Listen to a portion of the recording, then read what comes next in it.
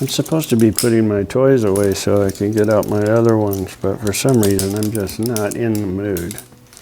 I think I'll take a break and I'll tell you about this recent trip to the Bears Ears National Monument area in southern Utah. And really I can sum it up in one word, well maybe three. Rain and more rain. And this is what it sounded like every single night.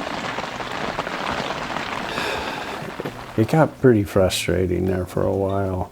And I had this moment when every night, not every night, but for the first few nights, the lightning was just so intense. It was constant, the tent was constantly lit up with this white light and, you know, thunder all over the place. And there's one moment when it was super bright light and then it just exploded. The noise was immediate. It felt like somebody took a 50-pound bag of sand and just dropped it on my chest. The concussion was so scary. So I thought maybe I should go out and get in the Jeep, you know, to insulate myself a little bit better from this electric storm. But then I thought, you know, it's pouring down rain, I'm gonna get my hair wet, my feet muddy, so I just laid down and gutted it out. It did finally dissipate, but boy, what a night. Every night was so loud. And then I'd like to share with you something that I'm just incapable of learning for some reason. There's signs out on these dirt roads when you just get going on them, and the sign says impassable when wet.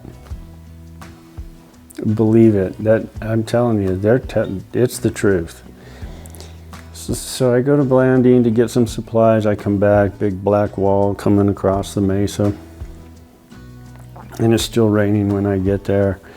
And so I'm trying to drive up this road to like I say, get back to my camp, and I go a few hundred feet and it's getting really, it's just like ice.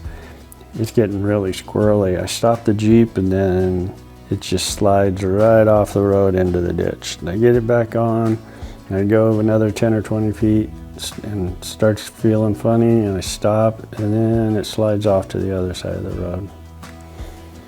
Believe those signs. It is really bad when it's wet. So I ended up having to go back to Blandine and get a room for the night because there's no way I was making it down the road. I have nothing. Everything's at camp. What a fiasco it was. But this first day was really cool. So let me show you around.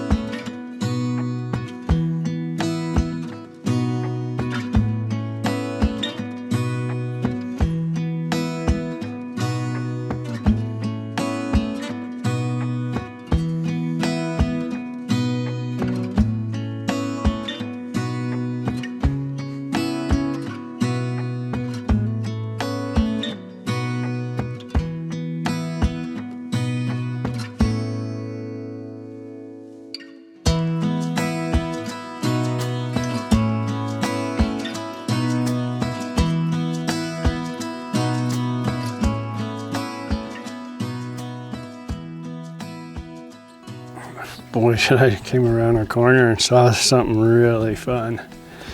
It looks like need to be super duper careful here, and hope I can show this to you, but there's what looks like a kiva, but notice how this wall has, the whole thing has moved away from the cliffside there.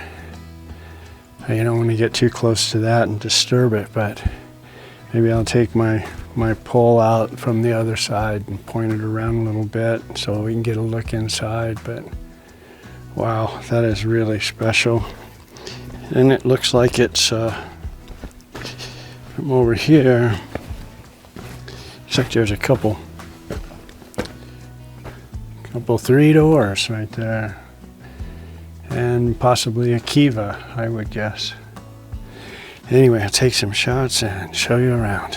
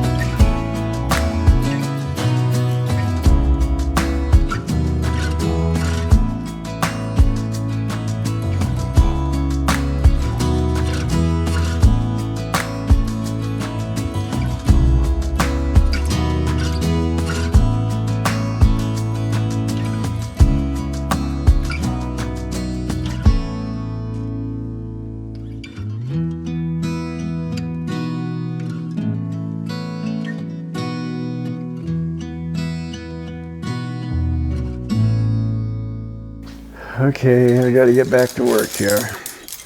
Thanks for watching, I really do appreciate it. Until next time.